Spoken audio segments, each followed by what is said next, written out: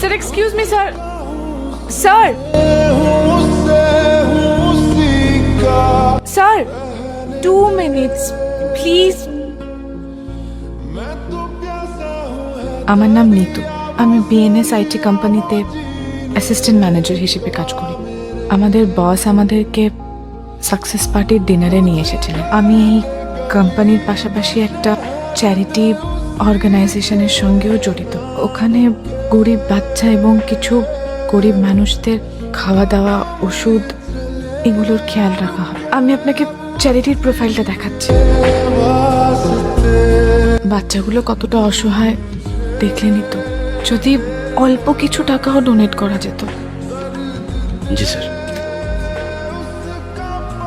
এত টাকা? ম্যাডাম, এটা আপনার জন্য অনেক, কিন্তু স্যারের জন্য অল্প কিছু। Thank you very very very much.